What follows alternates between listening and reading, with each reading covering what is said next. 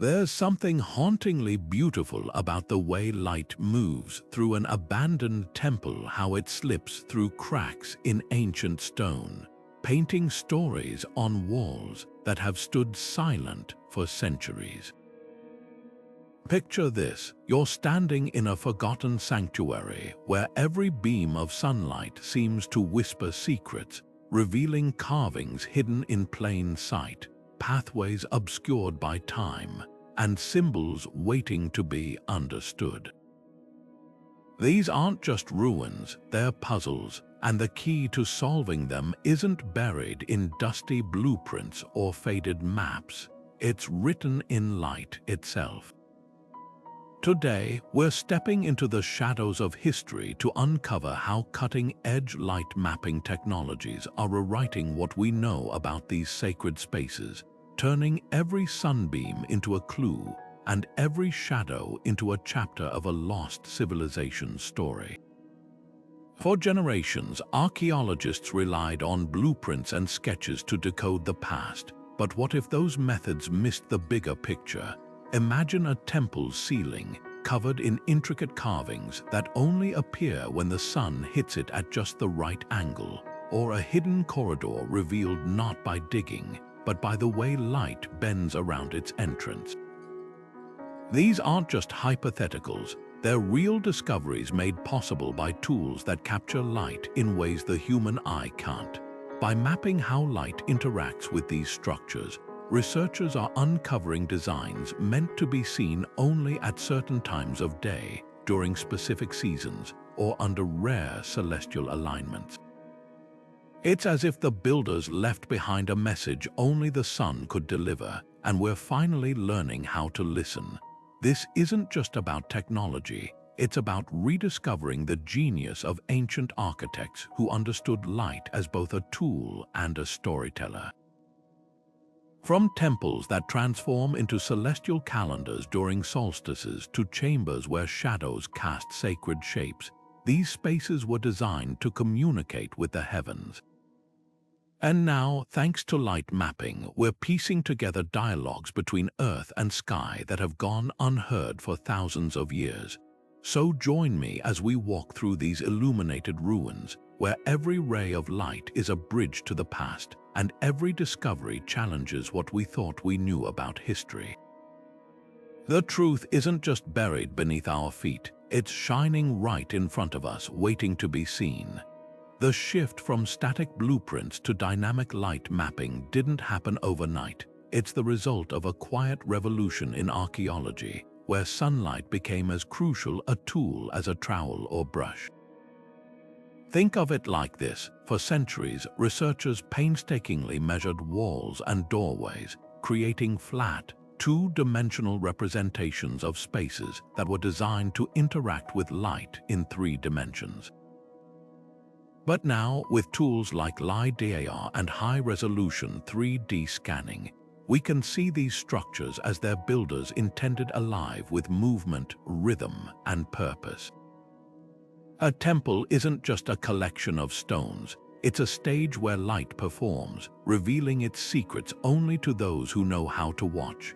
Take the case of a Mayan pyramid in Guatemala, where researchers using drone-mounted lasers discovered that the entire facade was designed to cast serpent-like shadows during the equinoxes. Or the hidden corridors of an Egyptian temple, invisible until scanners picked up the subtle way light diffused through cracks in the stone, hinting at chambers untouched for millennia. These aren't just accidents of architecture, they're deliberate, sophisticated conversations between human hands and celestial cycles. And the most astonishing part: many of these details were never meant to be seen by the naked eye. Faded murals, for instance, might appear blank under normal light, but under multispectral imaging, they burst back to life with colors and symbols that haven't been visible since the day they were painted. What makes light mapping so transformative is its ability to capture the ephemeral, the way a beam of sunlight slides across a floor at dawn, or how a shadow sharpens into a sacred symbol at noon. Blueprints freeze a building in time, but light mapping shows us how it breathes, how it changes with the seasons, and how it responds to the cosmos. Archaeologists are no longer just studying ruins. They're decoding ancient rituals, astronomical knowledge, and even political messages hidden in plain sight. And as the technology evolves, who knows what other conversations between Earth and sky, between past and present, we'll finally be able to hear. There's something almost magical about standing in an ancient temple as the first rays of sunlight pierce through its doorway, striking a single point with impossible precision, like a celestial key unlocking a door to the past. These moments weren't accidents. They were meticulously engineered by architects who understood the language of the cosmos, turning stone and sunlight into a living calendar. At Angkor Wat, dawn on the spring equinox transforms the temple into a cosmic clock. Light cascades down the central corridor, perfectly framing the temple's sacred towers. But this isn't just spectacle, it's science. The alignment marks the start of the harvest season, a signal to an entire civilization that the time for planting had arrived. And Angkor Wat is just the beginning. In Egypt's Abu Simbel, the sun penetrates over 200 feet into the temple's inner sanctum twice a year, illuminating statues of gods seated in darkness for all but those 2 days. The precision is staggering. Calculations show the temple's axis was adjusted by ancient builders to account for slight shifts in the Earth's tilt over centuries. They weren't just tracking time, they were correcting for it, proving their understanding of astronomy rivaled their mastery of stone. But light mapping reveals even subtler genius. In Malta's Haga Kim, a temple built 5,000 years ago, sunlight during the summer solstice slips through a carefully shaped hole, projecting a beam that aligns with an altar, a phenomenon that would have required generations of observation to perfect. And in Mexico's Chichén Itzá, the pyramid of Kukulkan becomes a serpent descending from heaven during equinoxes, as triangles of shadow slither down its steps. These weren't just decorative tricks, they were sacred geometry, a way to bind earth to sky, human to divine. What's breathtaking is how universal this language of light seems. From the jungles of Cambodia to the deserts of Egypt, civilizations separated by oceans and millennia arrived at the same revelation. Sunlight could be carved, directed, and choreographed. Light mapping lets us see these temples not as ruins, but as instruments, each one tuned to the rhythms of the universe. And with every beam of light we trace, we're not just studying history. We're standing in the footsteps of priests and astronomers who whispered to the stars, and finally, we're beginning to hear their replies. Sometimes, the most important discoveries aren't found by digging, they're revealed by something as simple as a shadow. Light mapping has uncovered hidden chambers and passages in ancient temples that were designed to stay invisible to the naked eye, waiting centuries for the right angle of sunlight to expose their secrets. In Egypt's Temple of Karnak, researchers noticed something strange. Certain carvings on the walls didn't quite match the rest. When sunlight filtered through at a precise angle, faint shadows traced irregularities in the stone, revealing the outline of a sealed tomb hidden behind what appeared to be a solid wall. Inside, they found the undisturbed burial of a high priest, along with artifacts that gave new insight into rituals once thought lost to time. But these hidden spaces weren't just for the dead. In Mexico's Mayan pyramids, shadow patterns cast during solstices don't just align with celestial events, they point directly to underground water sources. Archaeologists realized these temples weren't just spiritual centers, they were practical guides, mapping vital resources in a landscape where water meant survival. The pyramid's staircases and doorways were positioned so that shadows would stretch like arrows toward hidden springs during the dry season. a silent but life-saving navigation system carved in stone and sunlight. What's remarkable is how these dual purposes blur the line between sacred and practical. A temple wasn't just a place to worship, it was a living tool, a blend of astronomy, engineering, and survival knowledge encoded in architecture. Light mapping lets us see these structures as their builders did, not as static monuments but as dynamic instruments. When shadows reveal a hidden chamber or a line with a water source, it's not just an architectural quirk, it's proof that ancient cultures saw no separation between the divine and the daily. Every beam of light was a message, every shadow a map, and now, thanks to technology, we're finally learning how to read them. The architects of the Ellora caves in India didn't just carve stone, they choreographed sunlight. Here, dawn doesn't merely illuminate the caves, it activates them. As the first rays slip through narrow openings, they strike specific sculptures with surgical precision, a dancing Shiva here, a meditating Buddha there, as if the sun itself were a priest conducting a morning ritual. This wasn't random. Light mapping reveals these illuminations mark a symbolic pathway, guiding worshippers through the caves in a deliberate sequence tied to celestial events. The caves become a kind of spiritual clock where sunlight doesn't just reveal art. It performs it, turning each beam into a sacred pointer directing movement, meditation, and meaning. But the light holds darker secrets too. In one chamber, a beam that once highlighted a revered deity now falls on a defaced figure, its features scraped away by centuries-old hands. Light mapping exposes these ghostly alterations, showing where political upheaval or religious shifts literally reshaped the stone. In some spots, carvings were carefully reworked to redirect sunlight toward new icons, like spiritual reroutings etched into the walls.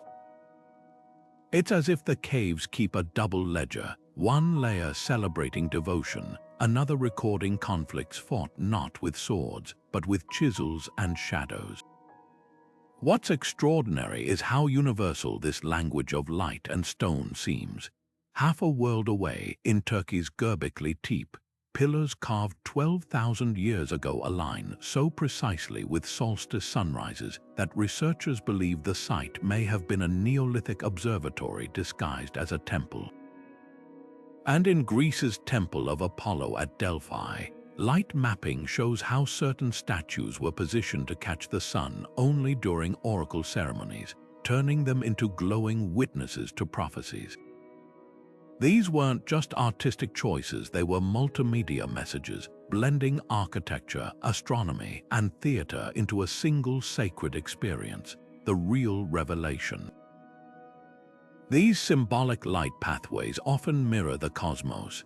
At Ellora, the dawn-lit sculptures align with constellations visible during key harvest festivals, while shadow patterns in Cambodia's Ta Prohm Temple trace the movement of Venus across certain seasons.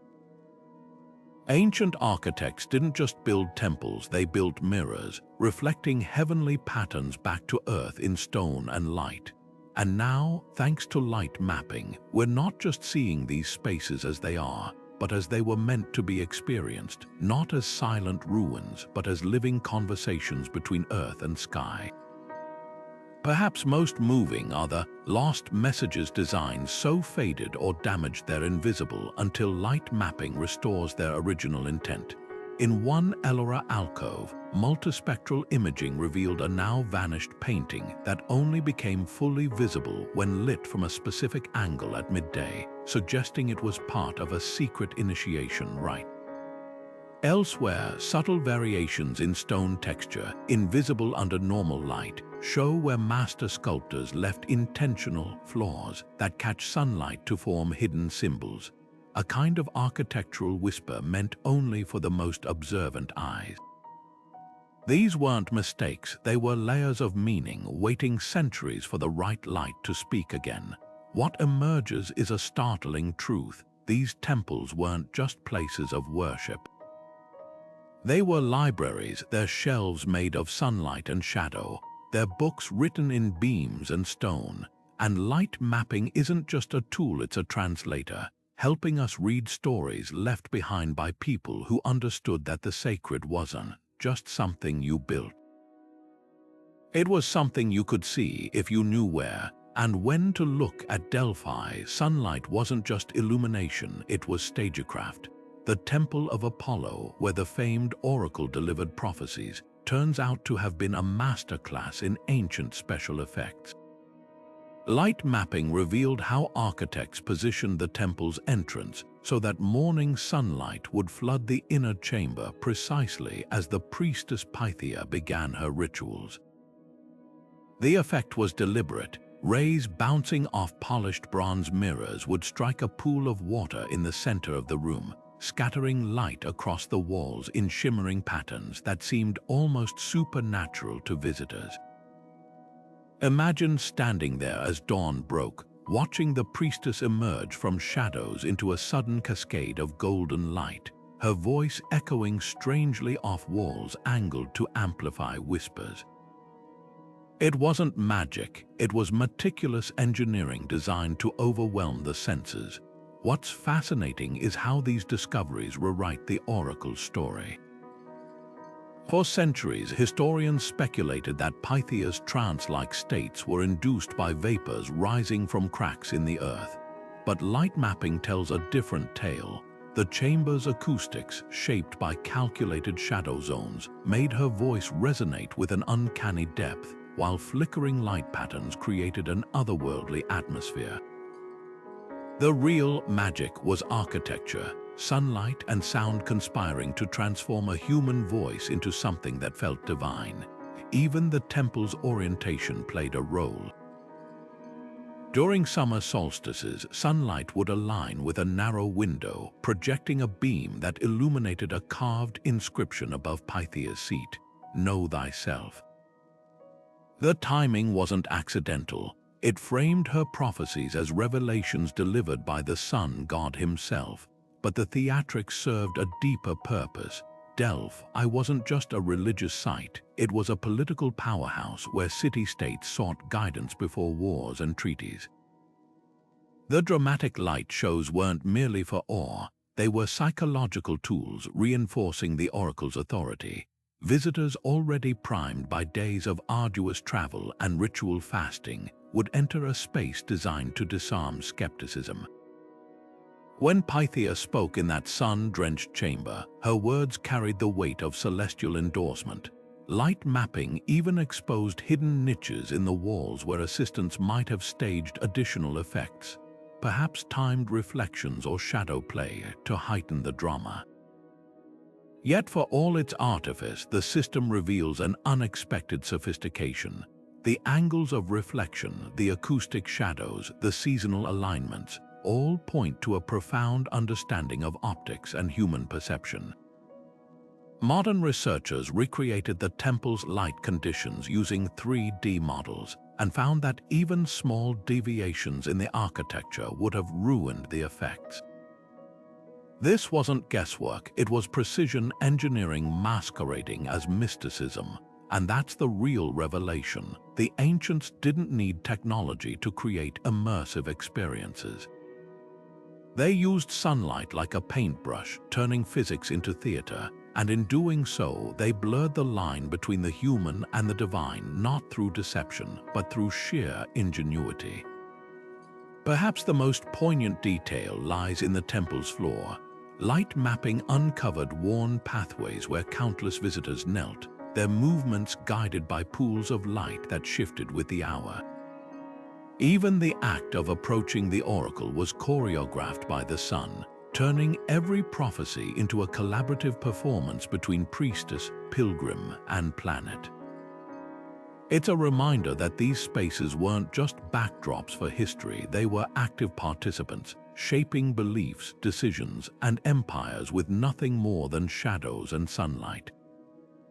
And now, thanks to light mapping, we can finally see the script they were following written not in ink, but in beams of golden Greek dawn.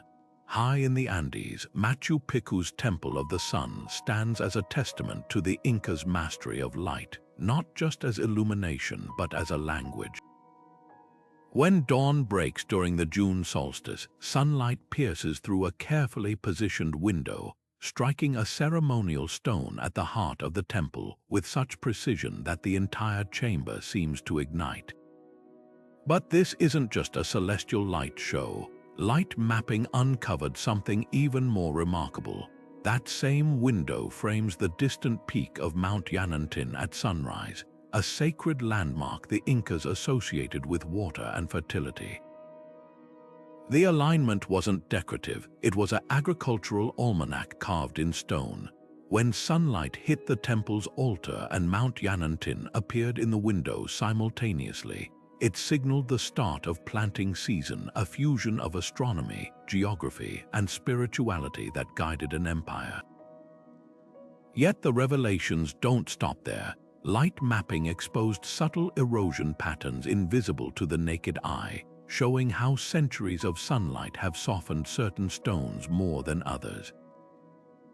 Conservators now use this data to shield vulnerable areas with precisely angled canopies, mimicking the temple's original protective overhangs, ancient solutions informing modern preservation.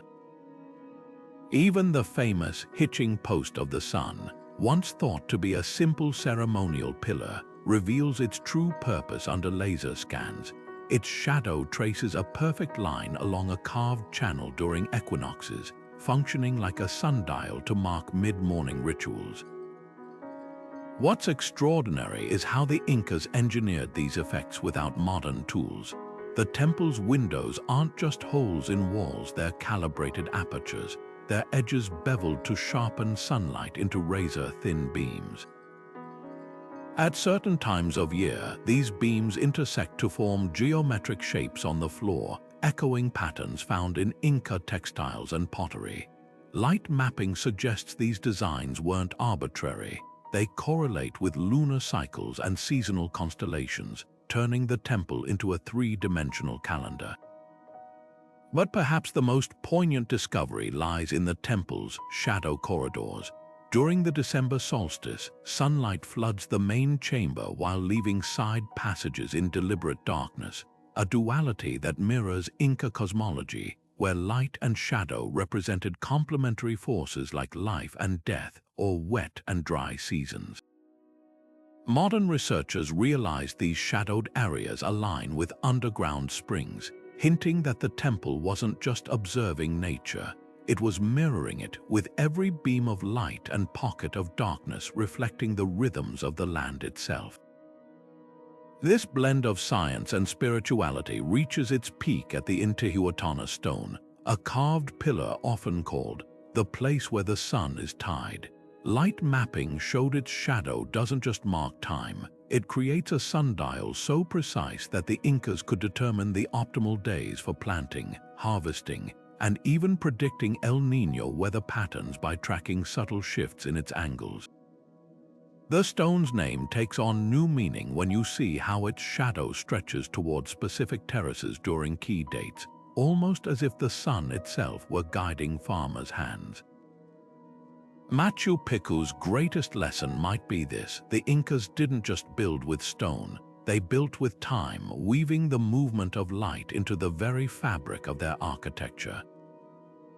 Every alignment, every shadow, every beam was a dialogue between earth and sky, a language we're only now beginning to decipher, one sunbeam at a time. The soft glow of moonlight transforms Cambodia's Bante's Ray into something otherworldly, its pink sandstone walls shimmering like silver, every intricate carving of Hindu gods and epic battles suddenly alive in the cool night air. While most ancient temples reveal their secrets under the sun, this 10th century masterpiece was designed for a different kind of light. High-resolution scans show its artisans angled each relief with impossible precision, ensuring moonlight during certain lunar phases would catch the curves of Shiva's dance or the folds of Draupadi's sari, turning the entire temple into a celestial projection screen. These weren't accidental effects. Light mapping reveals tool marks and subtle surface adjustments made specifically to amplify moonlight's reflection, proving night ceremonies held just as much weight as daytime rituals, a revelation that flips our understanding of ancient worship cycles upside down. What's striking is how moonlight demanded different engineering than sunlight. Where solar alignments rely on bold, direct beams, lunar illumination is softer, more diffuse. The builders of Bantier S-ray compensated by carving deeper recesses beneath key figures, creating pockets of shadow that moonlight would fill like liquid silver, making the images appear to float off the walls. Even the temple's famous pink sandstone was chosen for a reason. Its iron-rich crystals scatter moonlight in a way ordinary stone doesn't, giving the carvings an ethereal glow no daytime visitor would ever witness. Archaeologists now believe certain scenes from the Ramayana were positioned to only become fully visible under a full moon, suggesting these nighttime viewings weren't just ceremonies, they were immersive performances where the moon itself became a storyteller. But Bantier S-ray isn't alone. In Peru, the Moch people built their Huaca de la Luna with white plaster walls designed to reflect moonlight onto murals of their deity Ai a peak during specific lunar phases. Light mapping shows the plaster was mixed with crushed seashells to enhance reflectivity, and the mural's pigments were formulated to appear animated under the moon's blue-white light. Similarly, Greece's Temple of Artemis at Ephesus, one of the ancient world's wonders, was strategically positioned so moonlight during the goddess's sacred festivals would illuminate a path to her inner sanctum, a detail confirmed by recent 3D reconstructions. These discoveries shatter the assumption that ancient rituals were strictly daytime affairs. At Bantier S-ray, certain carvings face away from the sunrise entirely, their details only resolvable under moonlight's unique angles. One panel depicting a celestial battle aligns so precisely with the harvest moon that the figures seem to move as the moon crosses the sky. An effect so deliberate, researchers now theorize priests may have timed recitations to coincide with the shifting light. Even the temple's compact size makes sense in this context. Unlike sprawling complexes meant for solar spectacles, Bantier S-ray's intimate scale creates a hushed, moonlit theater where every shadow feels intentional, every shimmering detail part of a sacred script. Perhaps most moving is what these lunar designs tell us about ancient perceptions of time. While solar alignments marked seasons and agricultural cycles, moonlight rituals seem tied to more personal rhythms: birth, death, fertility, healing. At Bantier S-ray, one chamber's carvings glow brightest during the lunar phase associated with monsoon rains, suggesting ceremonies to invoke life-giving water. In Mexico's Mitla, moonlight striking zigzag patterns on certain walls was believed to channel the energy of the plumed serpent god Quetzalcoatl, offering protection to women in childbirth. These temples weren't just calendars tracking celestial mechanics, they were mirrors reflecting human experiences, with moonlight serving as the gentlest, most intimate brushstroke in their sacred artistry. The deeper we look, the clearer it becomes. Ancient architects didn't just work with light, they worked with time itself, weaving lunar cycles into stone with the same precision as solar events. And now, thanks to light mapping, we can stand in these moonlit sanctuaries as their creators intended, watching silver shadows bring forgotten stories back to life. In the temples of Bagan, Myanmar, time has washed away colors that once blazed across walls: vibrant blues from crushed lapis lazuli, radiant gold leaf that caught every flicker of torchlight, crimson pigments made from rare minerals traded across continents. To the naked eye, these murals now seem ghostly, their stories reduced to faint outlines, but light mapping is changing that. By studying how light scatters across damaged surfaces, researchers can detect microscopic traces of original pigments. then digitally reconstruct entire scenes in their original glory. It's like tuning a radio to a frequency only light can hear suddenly. Static becomes symphony. Take the Ananda Temple, where 12th century artists painted scenes from the Buddha's life in colors so vivid they were said to glow. Today, visitors see only pale shadows of those murals until light mapping reveals their secrets. Multi-spectral imaging uncovered a hidden masterpiece, a celestial army of deities marching across a sapphire blue sky, their armor gilded with real gold. The technique works because different pigments degrade in distinct ways, leaving behind unique optical fingerprints in how they reflect light. Ultraviolet scans might expose a vanished green made from malachite, while infrared highlights the iron oxides in long faded reds. Layer by layer, light peels back time. But this isn't just about aesthetics, it's about recovering lost narratives. In one temple, what appeared to be abstract patterns under normal light transformed under spectral imaging into a detailed map of the Buddhist cosmos, with realms of existence color coded in pigments that carried spiritual meaning. Another wall, now blank, was revealed to have once held a vivid scene of a king's coronation. His robes dyed with a purple reserved for divinity. These weren't mere decorations, they were theological textbooks, teaching through color as much as form. The most poignant discoveries come from comparing light-mapped reconstructions to later overpaintings.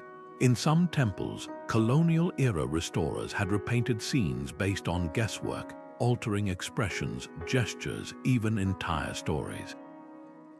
Light mapping lets us see past these well-intentioned errors, restoring the original artist's visions. A serene Buddha face might regain its subtle smirk, a warrior's stance might snap back to dynamic motion, or a minor deity might reclaim its central role in a narrative. It's as if we're watching centuries of cultural drift reverse itself, one wavelength at a time. What's astonishing is how these techniques are rewriting art history. In Bagan's lesser-known Kabyokji temple, light mapping exposed a previously unknown painting style, blending Indian and Chinese techniques, proof of cultural exchanges scholars never documented. Elsewhere, ultraviolet revealed invisible sketches beneath finished murals, showing artists experimenting with compositions like Renaissance draftsmen. These aren't just pretty pictures, they're windows into creative processes frozen in time. Perhaps the most humbling realization is how much we've been missing. In temple after temple, light mapping shows that what we assumed were monochrome walls were once riotous with color, not just backgrounds, but immersive environments designed to overwhelm the senses. A pilgrim entering these spaces wouldn't have seen quiet stone. They'd have stepped into living stories where every hue held meaning. Blue wasn't just blue, it was the infinite sky of enlightenment. Gold wasn't just decoration, it was the light of wisdom itself. And now, thanks to light, we can finally see the world as they did. Not every beam of light tells an intentional story, and that's where the controversy begins. While light mapping has unveiled breathtaking discoveries, some archaeologists caution against seeing deliberate design in every shadow. Take the case of a temple in Turkey, where what appeared to be solstice-aligned carvings turned out to be the result of centuries of wind erosion, a natural phenomenon that, by chance, created patterns resembling celestial markers. Skeptics argue that without written records from the builders themselves, it's too easy to project modern interpretations onto ancient stone, mistaking coincidence for genius. Yet the debate isn't just about overinterpretation, it's about time's unpredictability. Temples weren't frozen in amber, they were modified, repurposed, even vandalized over generations. A shadow that aligns perfectly today might have been distorted by a medieval renovation or an earthquake shift. In Greece's temple of Hephaestus, light mapping initially revealed what seemed like a deliberate sun dagger, marking the summer solstice until researchers cross-referenced historical texts and found the effect only appeared after Roman engineers altered the roof's angle for structural support. The lesson: light can reveal secrets, but it can also amplify accidents. What's shifting the conversation are new statistical tools that separate signal from noise. By analyzing thousands of light interactions across a temple's surface, algorithms can now identify patterns that defy random chance. At Malta's endangered complex, researchers used these models to prove that solstice alignments weren't just probable, they were mathematically intentional. The key was comparing shadow paths against thousands of simulated alternatives, showing the real alignments clustered around significant astronomical events with near-zero odds of random occurrence. Similar studies in Mexico's Teotihuacan confirmed that certain light effects repeated across multiple structures, ruling out coincidence. Critics and proponents agree on one thing: the controversy has made the field sharper. Where early light mappers might have celebrated every alignment as proof of ancient brilliance, today's researchers demand multiple lines of evidence: archaeological context, material analysis, even ethnographic records from descendant communities. In India's Vijayavattala temple, what seemed like a deliberate musical pillar design where sunlight produced harmonic shadows was only confirmed after matching the phenomenon to centuries-old local folklore describing the effect. The most compelling cases now blend light mapping with archaeology's oldest tool, human testimony. At its heart, this debate isn't just about methodology, it's about how we see the past. Are ancient builders best understood as meticulous scientists, choreographing light with laser-like precision? Or were they intuitive artists, working with natural phenomena in ways that sometimes succeeded and sometimes failed? Light mapping doesn't have to choose. In the end, whether a shadow's path was planned or embraced after the fact, what matters is that someone, centuries ago, noticed it and found it meaningful enough to preserve. That recognition, more than any alignment, might be the real bridge between their world and ours. The same sunlight that once illuminated ancient rituals now threatens to erase them. Rising temperatures crack delicate carvings, heavier monsoons dissolve centuries-old mortar, and even the breath of countless visitors slowly wears away pigments that have clung to walls for millennia. But in this race against time, light mapping offers hope. By creating hyper-detailed digital twins of endangered sites, archaeologists can study, preserve, and even rebuild sacred spaces without ever touching a single stone. Take Nepal's Kathmandu Valley, where a devastating earthquake in 2015 reduced centuries-old temples to rubble. In the chaos, traditional blueprints proved useless. Many were lost, outdated, or too vague to guide reconstruction. But teams armed with LiDAR scanners and photogrammetry had already captured something far more valuable: the way light interacted with every surface. These scans recorded not just dimensions, but the precise angle of each carved deity's smile, the way shadows pooled in offering niches, even the texture of wood grain on crumbling beams. When artisans began rebuilding, they didn't work from sketches. They referenced light-mapped models that showed exactly how morning sun would strike a newly carved pillar, ensuring the replacement mirrored the original down to the millimeter. What makes this approach revolutionary isn't just accuracy, it's accessibility. In Cambodia's Pre-Vihir temple, perched precariously on a cliffside, physical conservation is nearly impossible. But light mapping revealed hidden stress fractures in the foundation by tracking how vibrations subtly altered the way light reflected off certain surfaces. Engineers then stabilized the structure remotely, using the data to install nearly invisible supports that blend seamlessly with the ancient stone. Similarly, in Egypt's Valley of the Kings, humidity from tourists' breath was accelerating decay in Tutankhamun's tomb, until multispectral light scans identified the most vulnerable pigments, allowing curators to install climate controls that protect precisely where needed. The urgency can't be overstated. In Indonesia's Borobudur, volcanic ash has dulled reliefs that once told the entire Buddhist cosmology. Light mapping not only preserves these fading stories but exposes their original brilliance, revealing, for example, that a seemingly plain wall was once a star map with gold leaf constellations. Meanwhile, in Timbuktu, where extremist groups targeted historic mosques, scans taken before the destruction now guide restoration teams, stitching fragments back together like a luminous jigsaw puzzle. Perhaps the most profound application lies in virtual preservation. For sites too fragile to ever reopen, like Japan's earthquake-damaged Kumano-Hongu Taisha, light-mapped recreations allow pilgrims to experience sacred spaces as they were, sunlight and all. These aren't mere facsimiles, they're interactive archives where every beam of light holds data on materials, erosion patterns, even acoustic properties lost to time.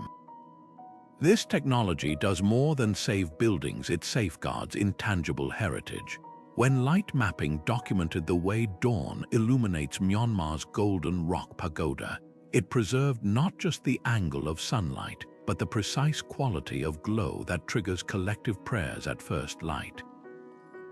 Similarly, scans of Mexico's Monte Albon captured how equinox shadows interact with Zapotec glyphs, ensuring future generations can witness the same celestial dialogues that guided their ancestors. The bitter irony, many sites now being scanned were designed to communicate through light, yet without light mapping, we might have lost the very language they were built to speak. As climate change accelerates and footfalls multiply, these digital twins become more than backups. They're time capsules, ensuring that even if the last stone falls, the play of light and shadow that once made a temple holy will never fade away. Imagine holding your phone up to a temple wall, snapping a photo at just the right moment as sunlight spills across its surface, and suddenly, you're not just a tourist. You're part of a global team uncovering history. This is the power of citizen science in archaeology today, where everyday travelers armed with smartphones are helping decode ancient sites faster than experts ever could alone. At Turkey's Hagia Sophia, visitors noticed something extraordinary. Depending on the time of day, sunlight revealed long-hidden Christian mosaics beneath layers of plaster and Islamic calligraphy. These weren't random glimpses, they were critical clues. When hundreds of visitors began uploading timed photos to a crowdsourcing app, researchers pieced together patterns no single observer could spot. The result, a digital reconstruction of mosaics unseen for centuries, all because ordinary people paid attention to how light moved. What makes this approach revolutionary isn't just the volume of data, it's the diversity of perspectives. A farmer from Argentina might notice how shadows highlight textures differently at sunset than a photographer from Norway would at dawn. In Peru, tourists using the app Luz en los Piedras, Light on the Stones, documented how the dry season's sharper sunlight exposed erosion patterns on Machu Picchu's terraces, guiding conservationists to reinforce vulnerable areas before the rains returned. Meanwhile, in India, families visiting the Elephanta caves snapped photos of how monsoon humidity softened the play of light on sculptures, revealing which carvings needed protective coatings. These aren't just contributions, they're acts of preservation, turning casual visits into a collective mission. The apps themselves are marvels of simplicity. Some, like SunScribe, prompt users to take photos at specific times based on a temple's known alignments, then stitch the images into 3D models showing how light interacts with surfaces over hours or seasons.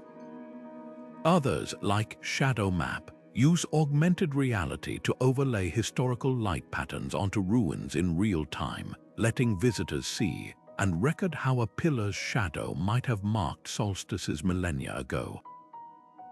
The data doesn't just aid researchers, it creates an emotional connection. There's something profound about standing in a Babylonian temple, watching your phone reveal how its long-vanished roof once funneled sunlight onto an altar, and knowing your photo helped rebuild that memory. But the real magic lies in the unexpected discoveries. In Jordan's Petra, a traveler's late afternoon photo caught sunlight glancing off a previously unnoticed groove in the rock.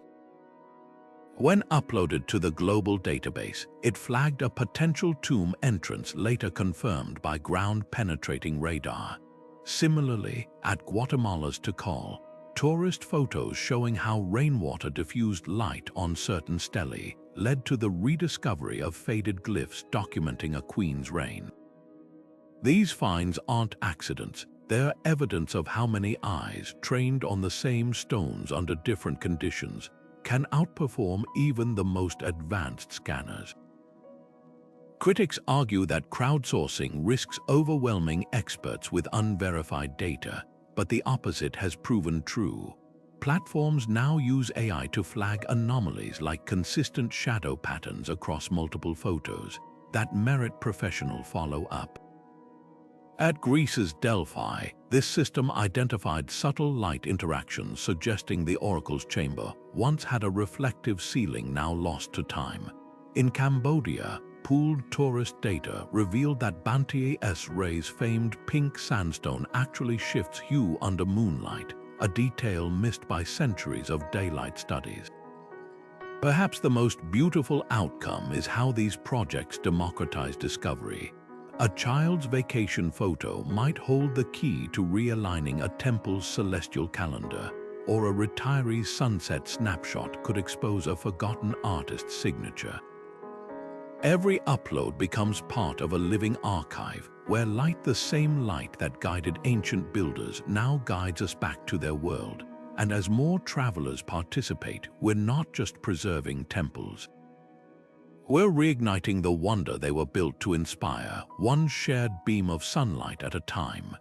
The next frontier in deciphering ancient temples doesn't just lie in mapping existing light patterns. It's about predicting where undiscovered ruins might still hide, waiting for their celestial conversations to be overheard. Artificial intelligence is now stepping into the role of an archaeologist's intuition, analyzing vast datasets of terrain, star alignments, and known temple designs to pinpoint where builders might have placed their next sacred structure. In Jordan's rugged deserts, this approach recently led to a breakthrough. AI trained on Nabatean architectural patterns scanned satellite imagery, simulating how sunlight would interact with the landscape during solstices and equinoxes.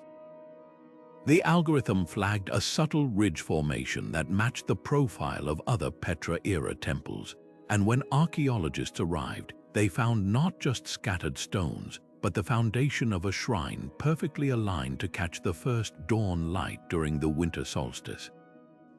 What makes these AI models so powerful is their ability to think like ancient architects.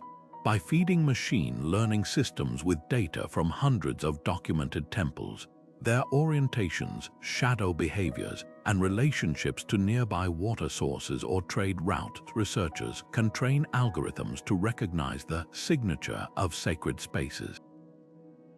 In Mexico, a similar system analyzed LiDAR scans of the Yucatan jungle, predicting where undiscovered Mayan observatories might lurk beneath the canopy based on how their hypothetical platforms would align with Venus's rising points. The predictions proved startlingly accurate, leading to 3 new discoveries in just 18 months. But the real magic happens when these tools start connecting dots humans might miss. An AI cross-referencing Greek temple alignments with Babylonian star catalogs noticed a pattern. Certain constellations featured in mythologies from both cultures corresponded to solstice alignments in their architecture. This wasn't just academic, it suggested shared astronomical knowledge flowing along ancient trade routes, a hypothesis later supported by clay tablet translations. Similarly, machine learning parsing thousands of Himalayan prayer wheels and stupa designs uncovered a recurring mathematical relationship between their proportions and the angle of high-altitude sunlight, hinting at a lost system of mountain astronomy. The implications stretch far beyond discovery. Predictive light mapping lets conservators simulate how climate change might alter sacred alignments over the next century, showing, for example, how rising sea levels could disrupt solstice effects in coastal temples like Cambodia's Koh Ker. In Rome, AI reconstructed the original light conditions of the Pantheon's oculus by analyzing 2,000 years of architectural modifications, revealing how Emperor Hadrian's architects calibrated the opening to spotlight specific statues during his birthday month. Perhaps most exciting are the digital excavations using AI to test theories without disturbing fragile sites. Want to know if a crumbled Celtic stone circle once marked lunar standstills? The algorithm can rebuild it virtually, then run millennia of sky simulations to check alignments. Curious whether a disputed chamber in Peru's Chavin de Huanta was intentionally dark or lost its light shafts to erosion.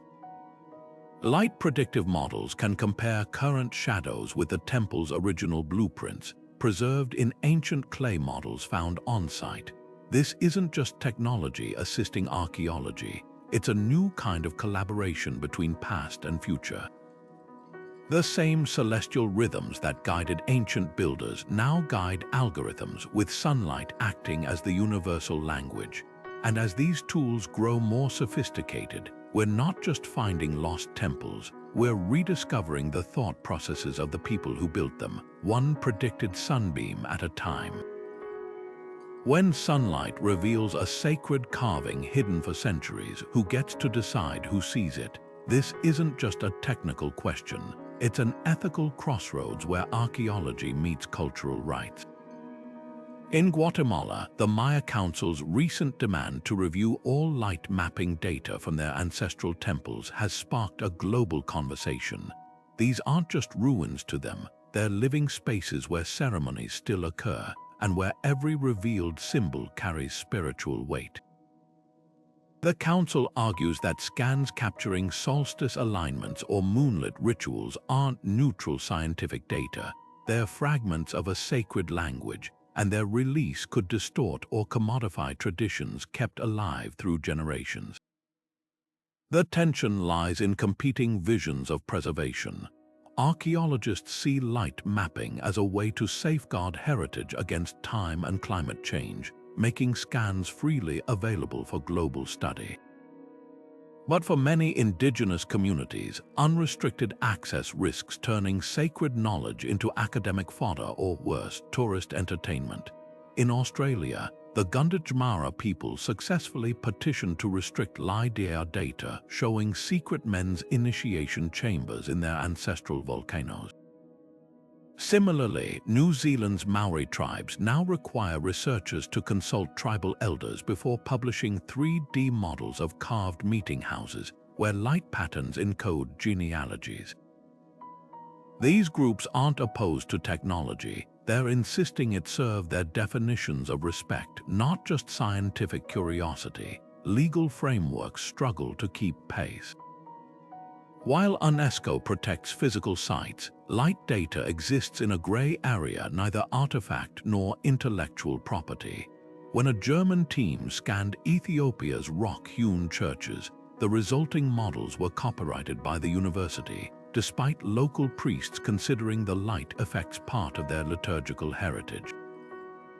Conversely, when the Navajo Nation asserted control over all imaging of Canyon de Chelly's solstice markers, they set a precedent that's reshaping policies worldwide.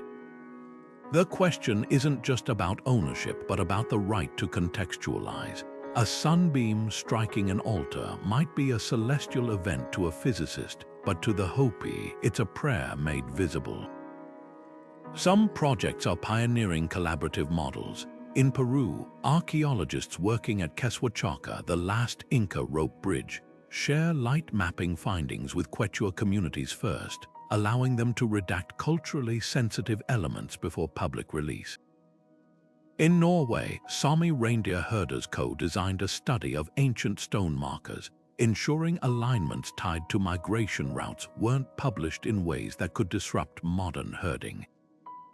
These partnerships recognize that light data isn't just information, it's relationship, a bridge between past and present that demands careful stewardship. The debate reveals a deeper truth. How we illuminate the past shapes how we honor it. When a laser scan captures the exact angle of dawn light on a Buddhist mural in Tibet, is it preserving art or replicating a meditation aid meant only for monks? As technology pulls back layers of time, we're learning that some shadows were meant to stay undisturbed, and that the right to decide belongs as much to the inheritors of these traditions as to those who study them. The future of light mapping may lie not in choosing between science and sovereignty, but in finding ways for light to reveal truths without erasing meaning. Blueprints freeze temples in time, flat lines on paper that tell us where walls stood but nothing of how light danced across them at dawn. They're like sheet music without the melody, capturing structure but missing the symphony.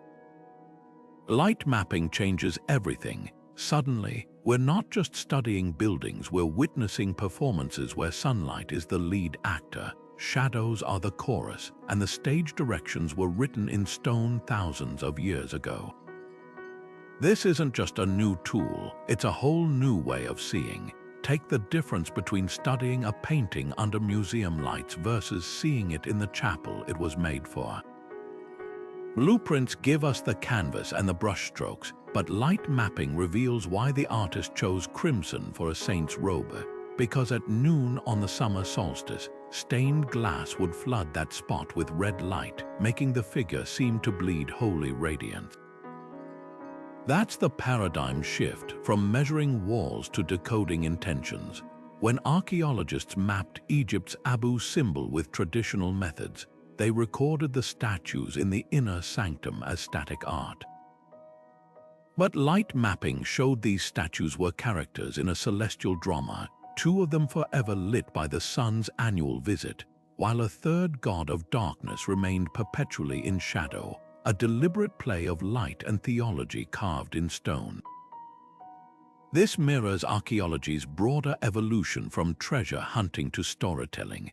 Early explorers might have prized a temple's gold relics while ignoring the way morning light turned its floor into a calendar. Now we understand that the real treasure isn't just what these places contain, but what they do, how they interact with the world around them.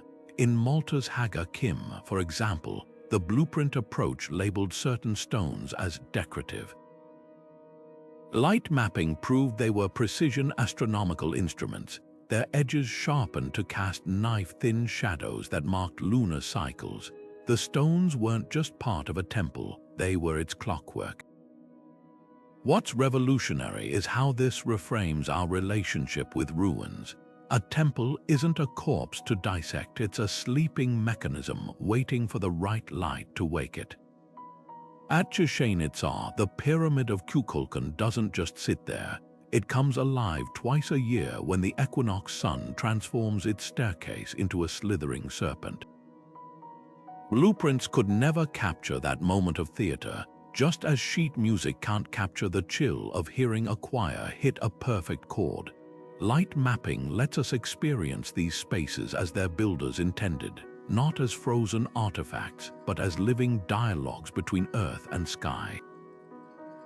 The implications ripple far beyond archaeology. Conservationists protecting Cambodia's Angkor Wat now use light simulations to plan tree growth around the temples, ensuring roots don't disrupt solstice alignments that have lasted a millennium. In Greece, restorers consult light maps before cleaning marble, knowing certain stains might actually be sacred shadows preserved like stains. Even astronomers benefit. The precise angles of temple alignments provide data on ancient observations of celestial movements, some so accurate they've helped modern scientists track subtle shifts in Earth's orbit over centuries. Perhaps the most profound realization is how universally ancient architects thought this way. From the stepped pyramids of Mesoamerica to the rock-cut churches of Ethiopia, cultures separated by continents and millennia all arrived at the same insight. Architecture isn't just about enclosing space, it's about shaping time. Light mapping doesn't just restore their vision, it reintroduces us to a way of thinking where buildings breathe with the seasons, where walls aren't barriers but lenses focusing the cosmos. In that sense, every beam of sunlight touching these stones isn't just revealing history, it's completing a conversation started thousands of years ago, one we're finally learning how to hear. There's a quiet revolution happening in the heart of Rome, where sunlight has been keeping secrets inside the Pantheon for nearly 2,000 years. This iconic dome, studied by architects and historians for centuries, revealed a stunning hidden feature when researchers scanned its interior with advanced light mapping technology in 2020. The massive oculus at its apex, that famous opening to the sky, doesn't just bathe the floor in diffuse light. It functions like a celestial spotlight, projecting precise beams onto specific tombs and altars, but only on dates tied to imperial birthdays. On April 21st, the traditional founding day of Rome, sunlight streaming through the oculus strikes a niche once believed to hold a statue of Romulus, the city's mythical founder. Another beam illuminates the tomb of King Vittorio Emanuele Roman II during the summer solstice, a date chosen deliberately when his memorial was added in the 19th century. These aren't accidents of geometry, they're deliberate, sophisticated alignments meant to connect earthly power with heavenly favor. What makes these discoveries so extraordinary isn't just their precision, but how long they went unnoticed. For generations, scholars assumed the Pantheon's light effects were purely aesthetic, a way to awe visitors with shifting patterns. But light mapping exposed a hidden layer of imperial propaganda carved in sunlight. The dome's interior, with its coffered ceiling and precisely angled niches, acts like a cosmic clock face. Each emperor could literally be touched by the gods on his birthday, with the sun's rays highlighting his statue or resting place as if conferring divine approval. Even the building's famous temperature control, the oculus's airflow prevents condensation, takes on new meaning when you realize it also keeps the light crisp and undistorted for these symbolic moments. The Pantheon isn't alone in revealing surprises. At Turkey's Hagia Sophia, light mapping showed how 6th century architects embedded tiny windows and reflective surfaces to create a halo effect around the emperor's throne during midday liturgy. In France's Chartres Cathedral, researchers discovered that the famed blue stained glass casts its richest hues only during Advent, time to transform biblical scenes into seasonal lessons. Even the Parthenon, stripped of much of its sculpture, proved to have subtle indentations in its floor that catch equinox sunlight to form a path leading straight to Athena's vanished altar. These findings challenge our assumptions about how well we know these iconic sites. Light mapping suggests that what we've long considered decorative flourishes were often functional components of a sacred script. The Pantheon's oculus wasn't just an engineering marvel, it was a political tool, a way to legitimize rulers by literally putting them in the spotlight at ordained moments. Similarly, the alignment of Chartres windows with liturgical calendars reveals how medieval architects encoded theology into architecture, using light as both medium and message. Perhaps most intriguing are the lost effects now being rediscovered. In Rome's Basilica of San Clemente, ultraviolet scans revealed faded frescoes that only become fully visible when sunlight filters through a now-blocked window at a 34-degree angle, an effect likely timed to Easter sunrise services. At Jerusalem's Church of the Holy Sepulchre, researchers found that a long disregarded crack in the dome focuses sunlight onto the Edicule tomb during Orthodox Easter, creating a glowing cross effect described in medieval texts but unseen for centuries. These aren't just historical curiosities, they're keys to understanding how worshippers experienced these spaces, where light wasn't just illumination but revelation. The lesson is clear: even the most studied monuments still guard secrets, waiting for the right combination of technology and curiosity to bring them back into the light. As scanning techniques improve, who knows what other dialogues between stone and sunlight, between human ambition and celestial cycles, we'll finally learn to decipher. The Pantheon's hidden calendar reminds us that ancient builders didn't just construct buildings. They orchestrated experiences, designing spaces where light itself became a sacred language, one we're only beginning to understand. Could ancient temples have functioned as more than spiritual centers, perhaps even as sophisticated energy harvesters or signaling devices? Some researchers argue that certain sacred structures were designed not just to honor the gods, but to harness the practical power of sunlight in ways we're only beginning to understand. Take Greece's Temple of Hephaestus, where historians long puzzled over why its rooftop was once crowded with polished bronze statues. Traditional explanations assumed they were purely decorative, but light mapping revealed something startling. When positioned at specific angles, these statues could have concentrated sunlight into intense beams visible from miles away, potentially serving as nautical beacons for ships approaching Athens port.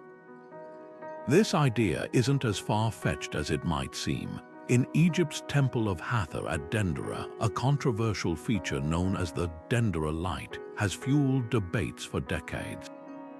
Carvings show what some interpret as giant bulbs or energy devices, though mainstream archaeology dismisses them as symbolic depictions of lotus flowers.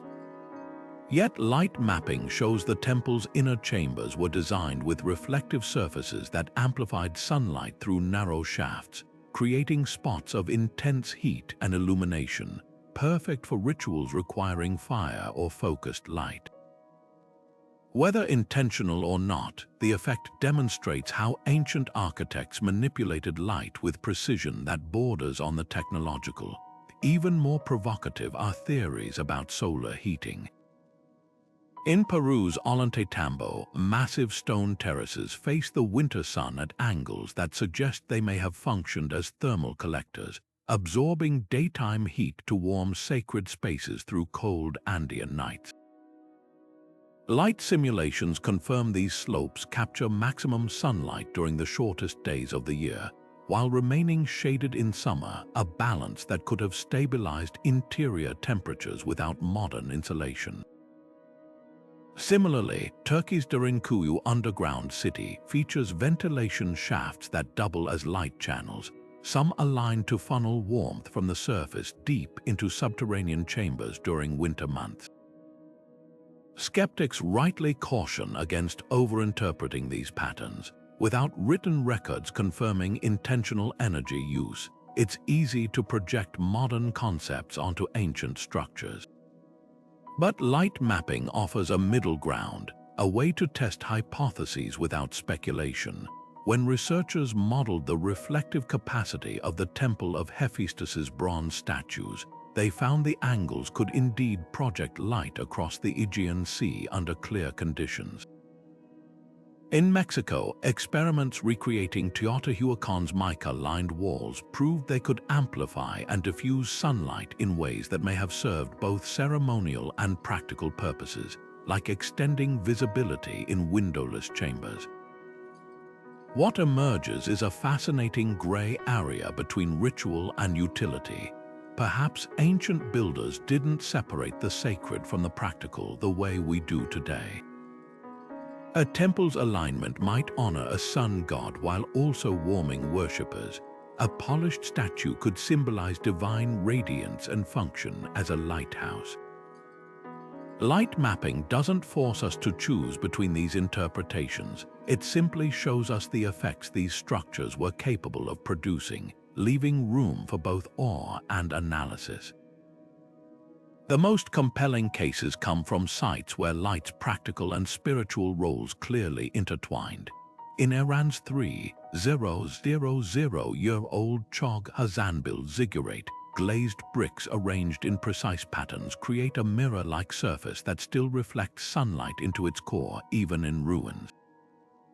Local traditions describe the structure as a bond between earth and sky, but cuneiform tablets also mention its role in timekeeping for agricultural cycles.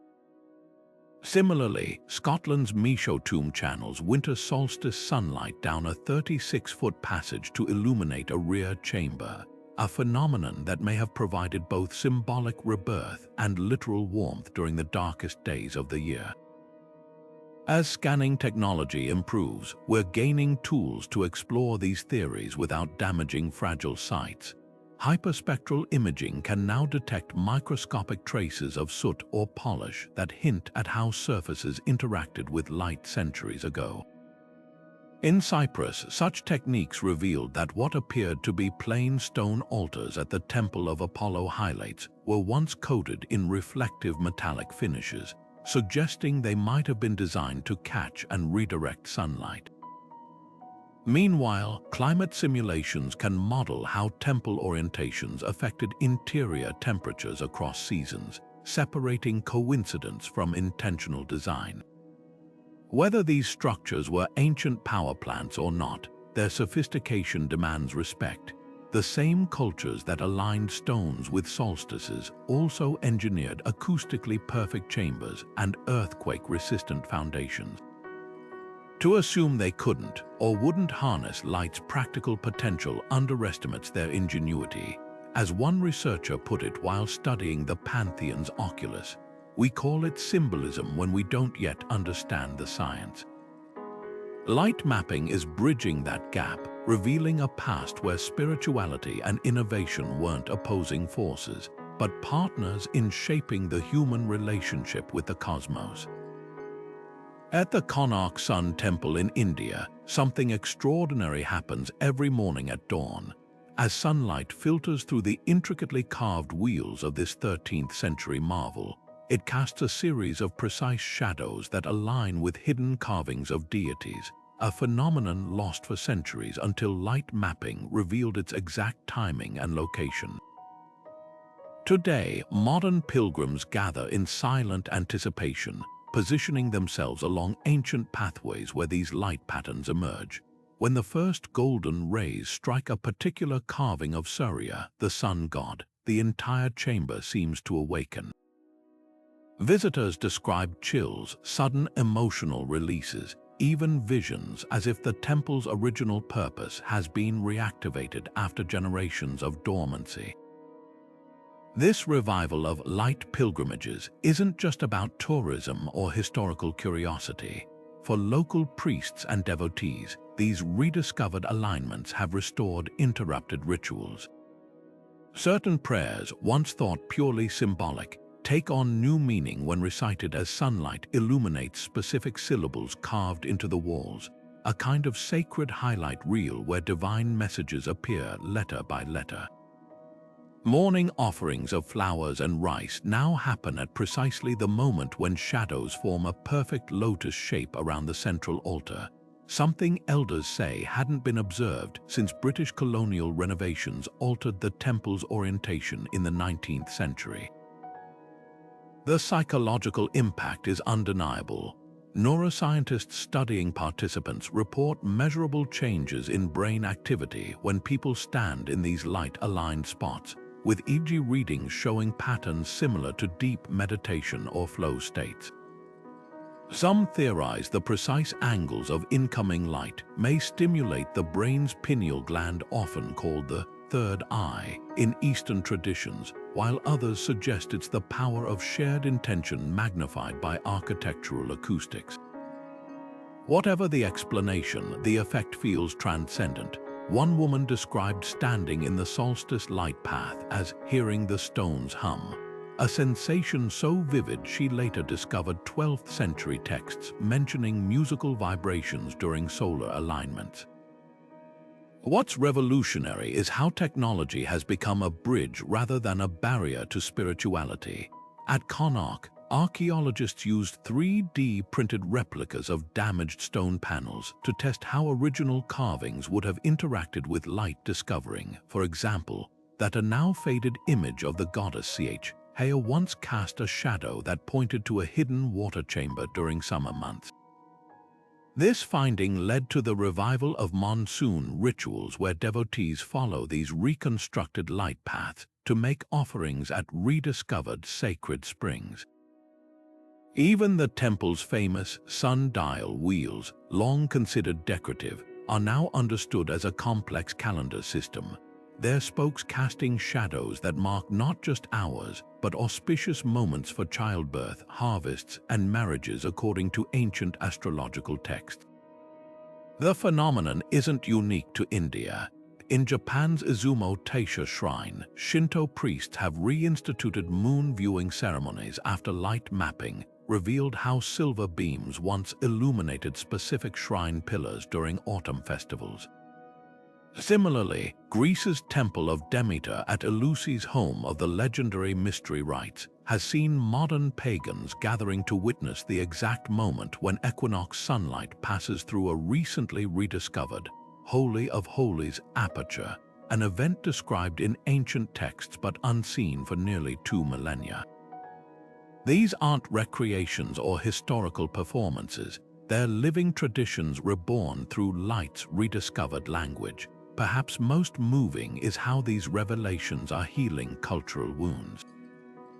At Equinox, British colonial records show missionaries deliberately blocked certain light channels in the 1800s, dismissing them as heathen astronomy. Today, elderly villagers weep as their grandchildren experience alignments their own grandparents were told didn't matter.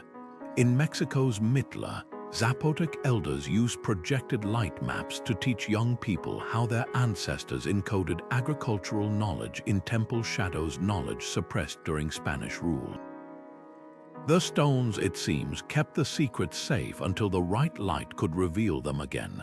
This blending of ancient and cutting edge raises profound questions. If a prayer spoken where sunlight first touches an altar has more potency, as multiple traditions claim, does that potency fade if no one stands there for centuries? Can sacred geometry retain its charge across generations, waiting like a paused recording for the play button of aligned light to be pressed again? The pilgrims at Equinox would say yes. To them, the temple isn't being restored, it's remembering itself, and in doing so, helping them remember who they are. As one priest put it while watching dawn light trace forgotten symbols on the floor, the gods didn't leave. We just forgot how to see them. Now, with every beam of mapped sunlight, that vision is returning. Even the most advanced light mapping technologies can't erase the fingerprints of time. Dust accumulated over centuries scatters light unpredictably, while vines and roots twist across surfaces in ways that cast misleading shadows. Modern cities compound the problem. A temple that once stood alone might now be boxed in by skyscrapers, their reflective glass distorting scans with glare. These aren't just minor inconveniences, they're real obstacles that can turn a celestial alignment into an ambiguous smudge on a dataset. When researchers first scanned Cambodia's Pre-Con temple, overgrown kapok trees created such dense canopy cover that their LiDAR readings resembled abstract art rather than architectural blueprints. The solution lies in peeling back these layers digitally. Multispectral imaging acts like a cosmic sieve, separating the signal from the noise. By capturing light across different wavelengths from ultraviolet to infrared, teams can isolate the signature of original stonework from the visual clutter of lichen or graffiti.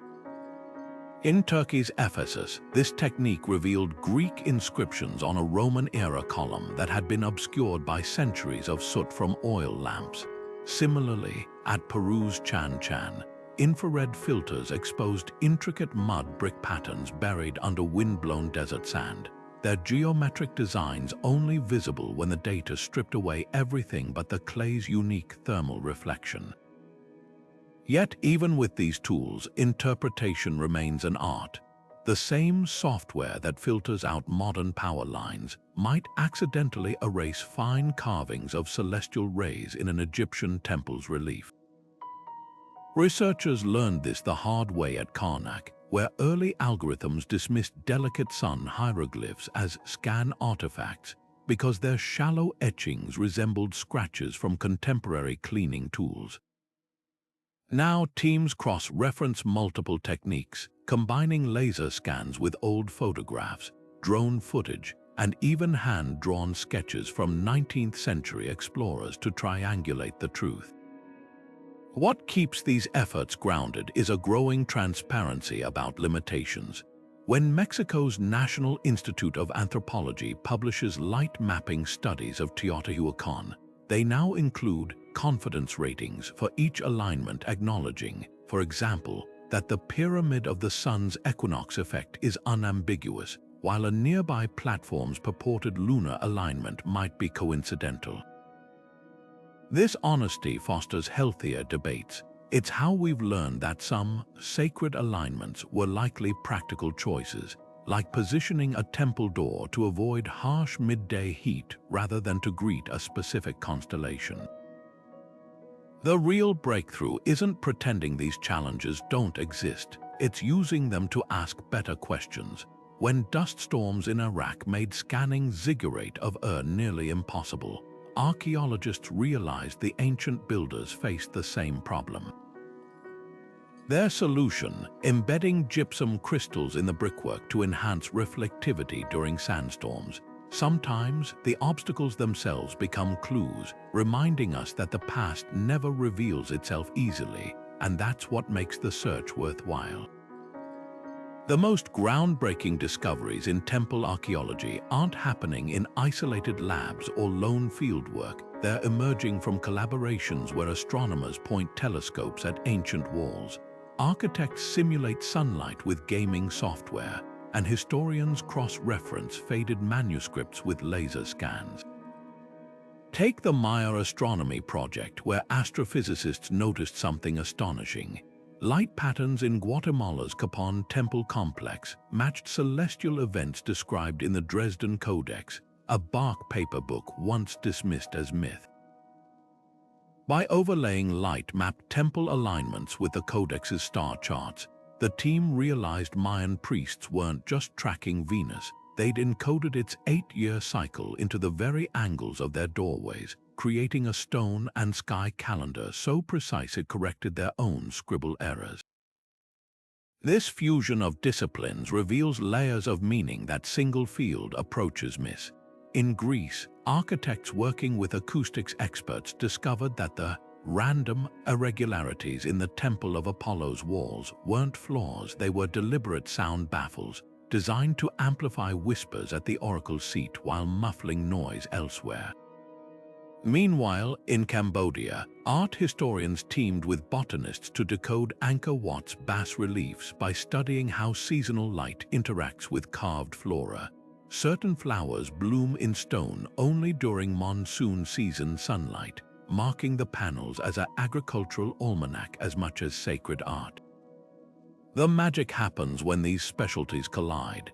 When Egyptologists struggling to interpret Denderah's zodiac ceiling partnered with NAS, a star mapping software, they pinpointed the exact date the ceiling depicts 50 BC, likely the temple's foundation year. Similarly, a chance conversation between a Navajo elder and a physicist explained why Chaco Canyon's petroglyphs only catch sunlight during lunar standstills.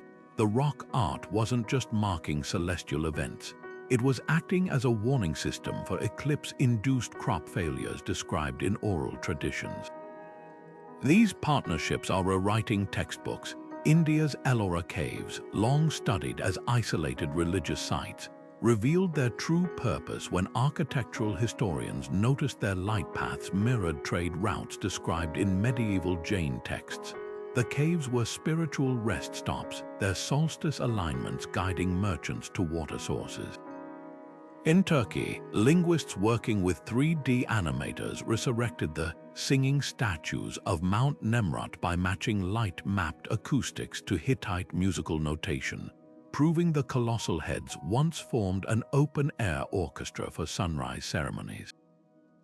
What makes these collaborations so powerful is their humility. No single expert holds all the keys.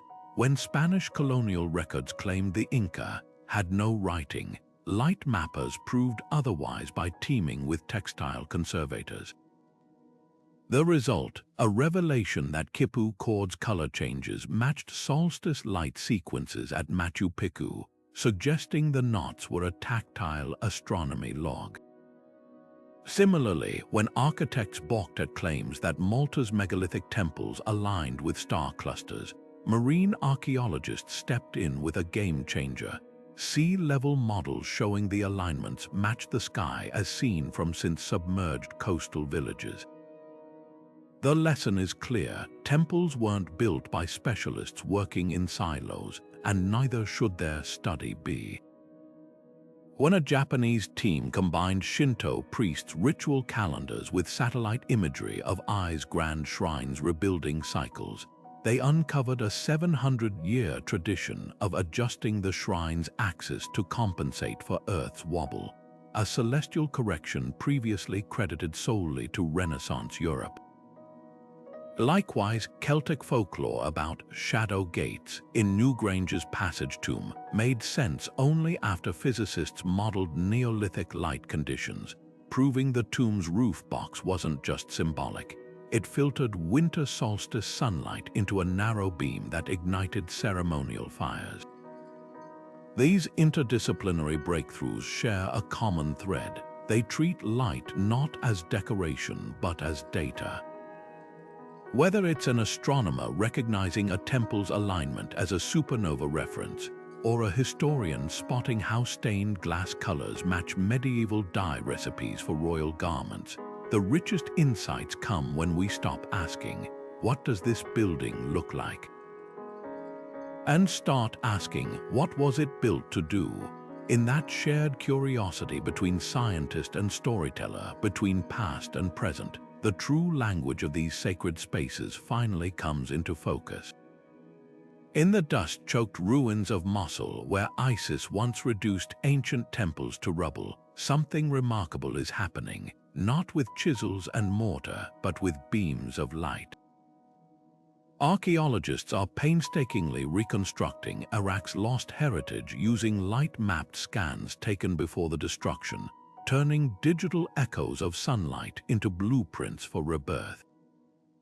The Al-Nuri Mosque's famous leaning minaret, obliterated in 2017, now exists as a constellation of laser points recording how dawn once traced its spiral staircase. Every shadow cast by its intricate brickwork, every angle where light pooled in prayer niches, these details survived the bombs, preserved in terabytes of data. Teams now use these records to guide artisans carving replacement bricks, ensuring each new stone catches sunlight exactly as the originals did 8 centuries ago. This digital resurrection isn't just about replicating appearances, it's about reviving function. At Nimrod's Assyrian temples, pre-war light scans revealed how certain reliefs only became visible when backlit by the setting sun during specific festivals.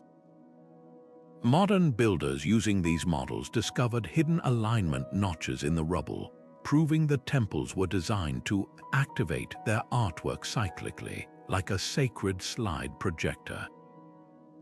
Similarly, scans of Hatra's temples showed solstice light entering through roof holes now lost to time, allowing engineers to recreate the exact angles in new construction so sunlight still strikes altars on the same dates as it did for Parthian priests 2,000 years ago. The challenges are staggering. In Nineveh, where the Temple of Nabu stood for millennia, all that remains are piles of pulverized stone. Yet light mapping offers clues even here.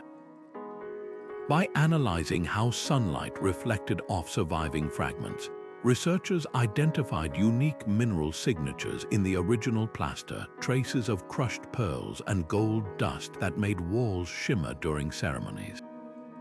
Now, traditional artisans mix these same materials into new plaster based on the scans, reviving not just a building's form, but its luminous soul. Perhaps most moving are the ghost alignments, phenomena only light mapping could uncover. At Jor Kurigaltsu's ziggurat, scans revealed that a seemingly random pile of bricks was actually the remains of a shadow-casting device used to mark the Babylonian New Year. When rebuilt according to the data, the structure's shadow perfectly intersects with a surviving altar at dawn on the spring equinox, just as cuneiform tablets described. Similarly, in Basra, light patterns detected in the ruins of a medieval madrasa led to the rediscovery of a lost Sufi prayer ritual timed to lunar light penetrating a lattice window, now carefully reintegrated into the rebuilt design. These projects are rewriting conservation ethics, where past restorations often imposed modern aesthetics. Light-mapped reconstructions prioritize how buildings interacted with their environment. The rebuilt arch of Ctesiphon doesn't just mimic the original's curve. Its new bricks are fired to match the exact reflectivity of 6th century ceramics, so equinox light bounces off its surface as Sasanian engineers intended.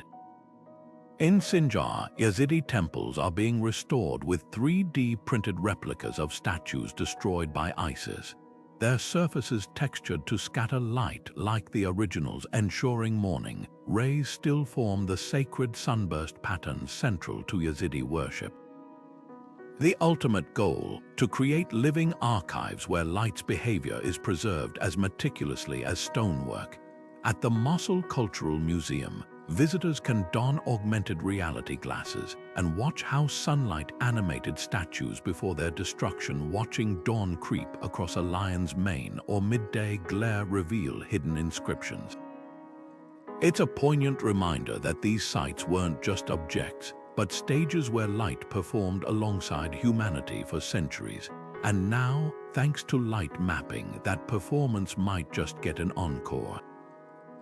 Hollywood has caught onto what archaeologists have known for decades: light isn't just illumination, it's a time machine. When the latest Indiana Jones film needed to recreate an ancient temple's solstice alignment, filmmakers didn't rely on artistic license. They plugged real light mapping data from Guatemalan ruins into their CGI software, ensuring sunlight hit the digital set at the exact angle it would have 2,000 years ago. The result, a heart-stopping moment where Harrison Ford steps into a beam of golden light that's not just cinematic magic, it's celestial math. This attention to detail matters because audiences can feel the difference, even if they don't know why. There's an uncanny authenticity when shadows creep across a movie temple's floor in perfect sync with the rising sun, because it's not a special effect, it's astrophysics. Video games have taken this realism even further. The Assassin's Creed series, famous for painstakingly reconstructing historical sites, now programs its virtual temples to interact with light exactly as their real counterparts do. Climb the pyramids of Giza in the game at noon, and the shadows will be razor-sharp, just like the desert sun demands. Return at dusk, and the fading light will catch the edges of hieroglyphs exactly where archaeologists have documented wear patterns from millennia of sunset rituals. Players aren't just exploring a fantasy, they're walking through a functioning archaeological model. Ubisoft's designers even collaborated with Egyptologists to encode the Abu Simbel phenomenon into their game world. So twice a year, virtual sunlight penetrates the temple's inner sanctum on the same dates it does in reality. It's education disguised as entertainment, where every ray of pixelated light carries centuries of intentional design. But this crossover between academia and pop culture is doing more than making stories feel authentic. It's sparking real-world curiosity. After Netflix's documentary series Ancient Apocalypse featured LiDAR-scanned temples with accurate light effects, searches for solstice alignments spiked by 300%. Game modders now create add-ons that label in-game temples with historical footnotes, turning stealth missions into impromptu archaeology lessons. Even theme parks are getting in on the act. When Universal Studios rebuilt its Tomb Raider attraction, they consulted light mapping studies of Angkor Wat to synchronize their artificial sunrise with the real one, so visitors in Orlando and Cambodia see the same play of shadows at the same moment. The irony is delicious. For years, academics worried that films and games would distort history. Instead, the demand for hyper-realism has made entertainment a Trojan horse for cutting-edge research. When a blockbuster movie shows sunlight activating a temple's hidden mechanism, it's not just plot convenience, it's a nod to actual discoveries like Malta's Haga Kim, where solstice light still triggers ancient stone calendars. Game designers competing to outdo each other's historical accuracy have inadvertently created the most engaging public archaeology tool since the museum field trip. Perhaps the most unexpected twist is how this tech loop keeps improving real science. When Assassin's Creed Origins released its Discovery Tour mode, a combat-free version where players explore ancient Egypt, professional archaeologists started using it to test theories. The game's recreation of Alexandria's library, complete with light shafts that illuminate specific scrolls at certain hours, helped scholars visualize how ancient librarians might have used sunlight to organize knowledge. Similarly, when filmmakers scanned Scotland's Micho tomb for a Viking drama, their high-resolution models revealed previously unnoticed scratches on the walls, now believed to be Neolithic light measuring marks that predate the Vikings by millennia. This cultural feedback proves something profound. The line between education and entertainment was always artificial. The same awe that made ancient builders align temples with the cosmos still draws crowds to movies and games today. Whether it's a theater audience holding their breath as Indy steps into that solstice beam, or a gamer pausing mid-mission to watch virtual moonlight animate Mayan carvings, the reaction is identical to what pilgrims felt centuries ago, the thrilling sense that light isn't just revealing a story, but telling it. And for the first time in history, that story is reaching more people through controllers and cinema screens than through dusty textbooks. Who knew saving the world from digital Nazis or battling Templars could also save forgotten knowledge from obscurity? The ancients designed their temples to speak through sunlight. Now, pop culture has become the megaphone. Gone are the days when unlocking a temple's secrets required a PhD and a grant. Now, all you might need is a smartphone and a little patience. Across the globe, amateur explorers are rewriting archaeology's playbook, proving that you don't need a lab coat to contribute to history. Take the story of a 15-year-old in the Scottish Highlands who noticed odd shadows flickering across the walls of a crumbling medieval chapel near her home. Armed with nothing but her phone and a free photogrammetry app, she methodically photographed the stones at different times of day, stitching the images together to reveal something professionals had missed for centuries: faint Viking runes carved into the masonry, their grooves catching sunlight only during the brief window of midsummer sunset. What began as a school project is now helping scholars reassess Norse influence in the region, all because someone looked closely at how light danced on old stones.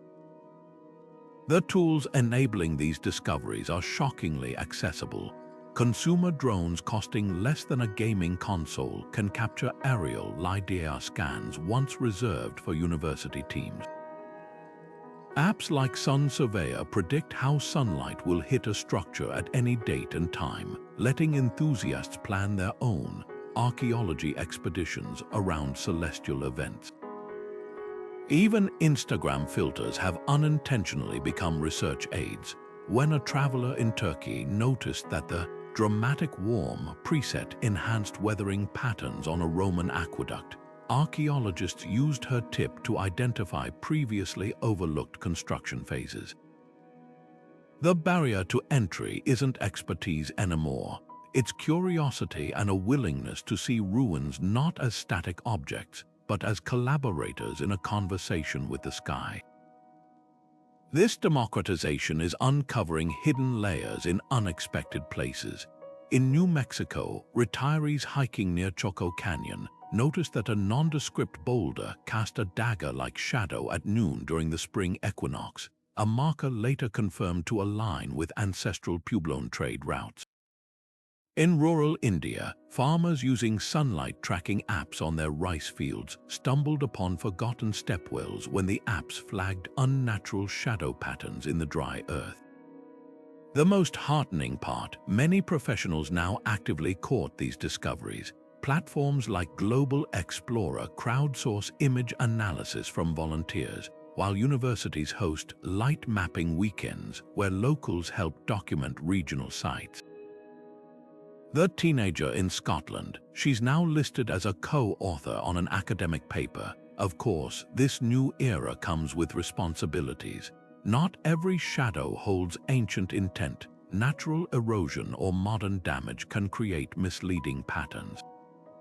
Responsible light mappers cross-check findings with historical records, share data openly, and most importantly, never disturb fragile sites. But when done thoughtfully, these grassroots efforts do more than fill gaps in scholarly knowledge.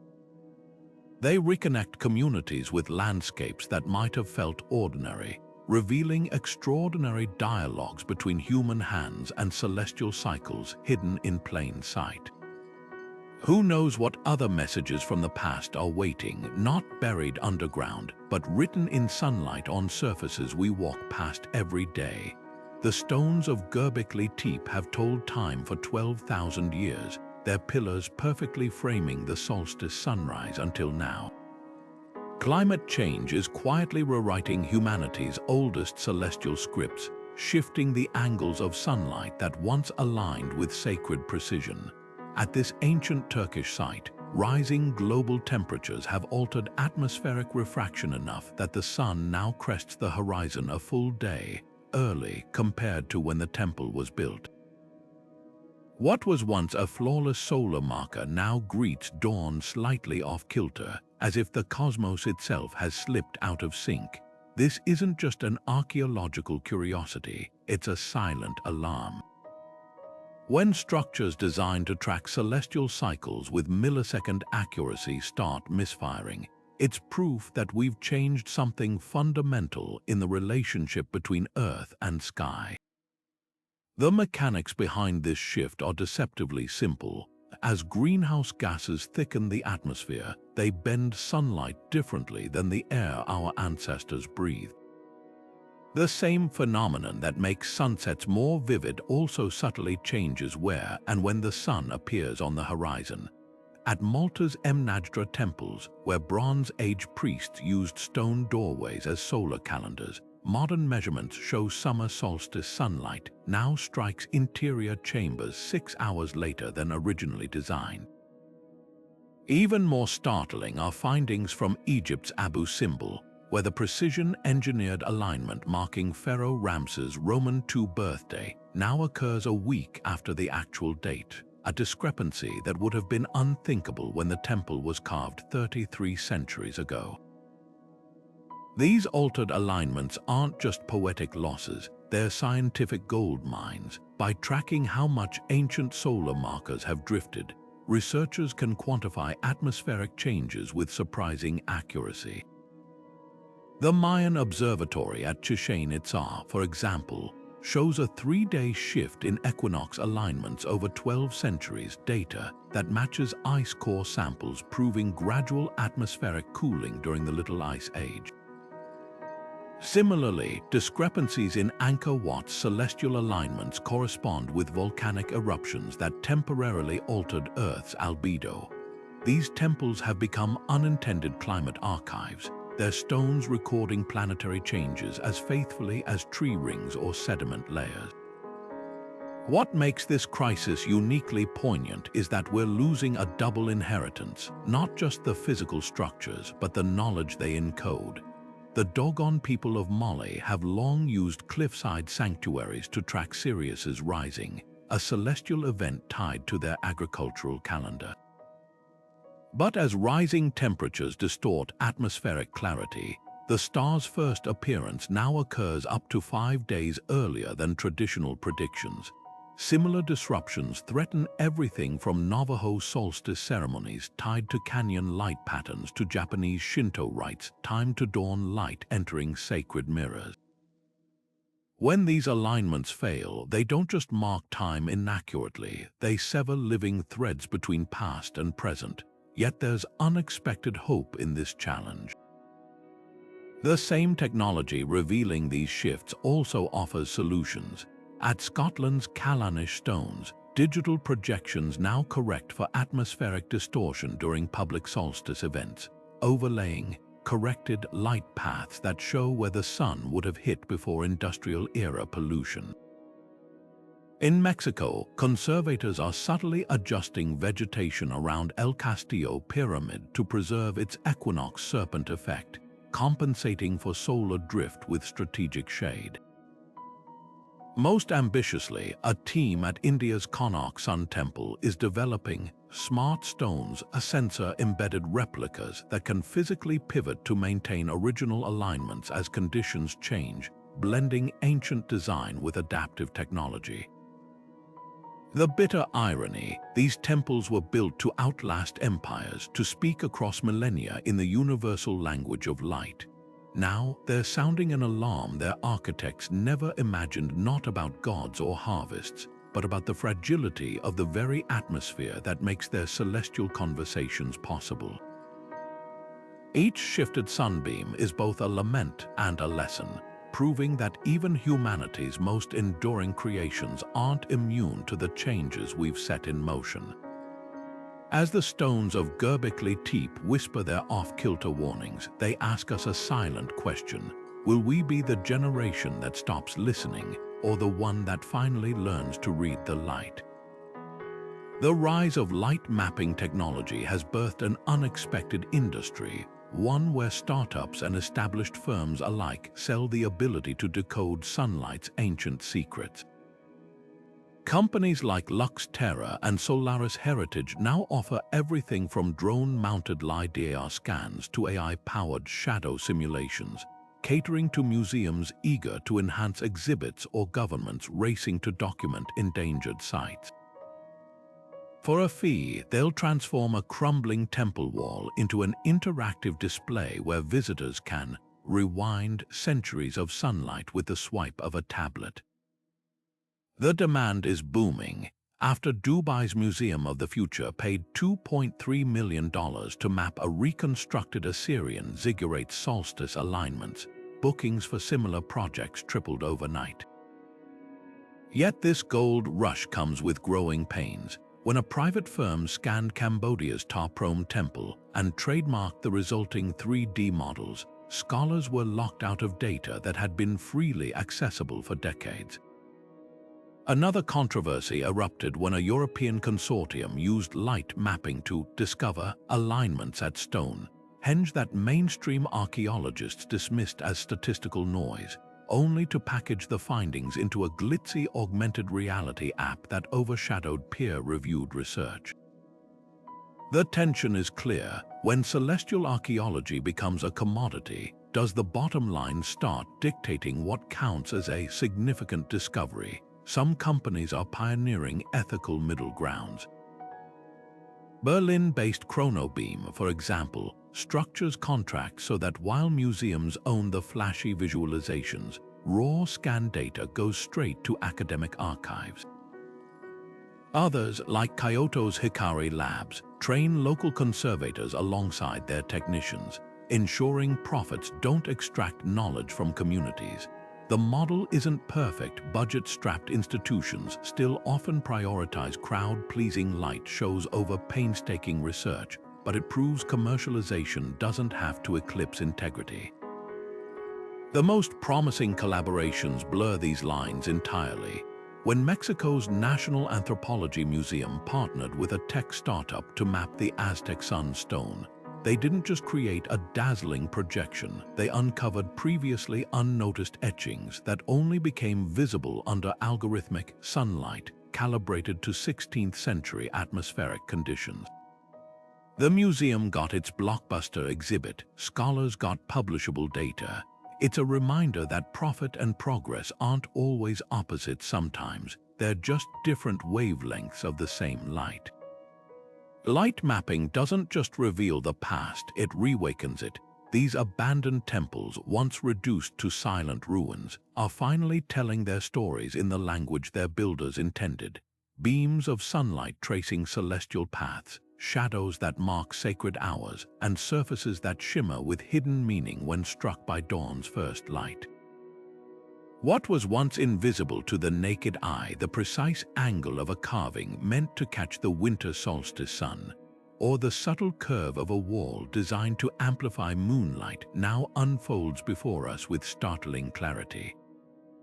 It's as if the architects themselves are leaning forward across centuries, whispering, "Look, this is how it was meant to be seen." The true magic lies in how this technology bridges time. At Newgrange, where a single beam of light pierces the tomb's inner chamber for just 17 minutes each winter solstice, modern visitors stand shoulder to shoulder with Neolithic worshippers who gathered there 5,000 years ago, united by the same golden light. In Egypt, where the Ramesseum statues were positioned to glow like living gods under the summer sun, we're not just studying history, we're stepping into the sensory world of priests who witnessed these marvels as divine revelations. Light mapping doesn't just show us the past, it lets us feel it, tracing the same awe that once stirred ancient hearts. What's extraordinary is how universal this language of light proves to be. From the stepped pyramids of Mesoamerica to the rock-cut churches of Ethiopia, cultures separated by continents and millennia all discovered the same truth: sunlight could be sculpted, directed, and choreographed. The Mayans encoded agricultural cycles in the play of shadows across their temples. The Norse used glacial ice as mirrors to amplify winter light in their longhouses. The builders of India's Kailasa temple carved entire mountains to funnel moonlight into sacred chambers. Though their beliefs differed, their understanding of light as a bridge between earth and sky was eerily identical, a testament to humanity's shared curiosity about the cosmos. This isn't just about rediscovery, it's about respect. For indigenous communities, these light-aligned temples aren't relics, they're living spaces where ceremonies still unfold. When researchers using light mapping confirmed the precise solstice alignments of the Hopi Pueblo of Walpi, it wasn't just an academic victory. It validated oral traditions passed down for generations, proving that what elders had long described as the path of the Sun Father matched astronomical calculations with uncanny precision. Similarly, in Australia, where Aboriginal elders speak of songlines mapped in the stars, light mapping has revealed stone arrangements that mirror celestial patterns described in Dreamtime stories. Technology, in these cases, doesn't replace tradition, it reaffirms it. As we stand on the brink of even greater advancements, AI predicting undiscovered alignments, quantum imaging capturing light data from crumbling pigments, we're not just solving puzzles. We're learning humility. The more we uncover, the clearer it becomes how much these ancient cultures understood about the world without satellites or supercomputers. Their temples weren't just buildings, they were observatories, calendars, and spiritual antennas all at once. And now, thanks to light mapping, we're finally tuning into their frequency. So the next time you step into an ancient space, pause, watch where the light falls. That beam isn't random, it's a message, carefully composed by hands that believe the divine spoke in sunlight and shadow. Whether it's the golden glow of Angkor Wat at dawn or the eerie blue moonlight filtering into Banteay Esray's corridors, these temples are still performing their ancient rituals. All we had to do was learn how to see them. Now it's your turn. Tell us in the comments which temple's light secrets left you breathless. And if you're hungry for more journeys into history's hidden corners, don't forget to subscribe. The past has never been so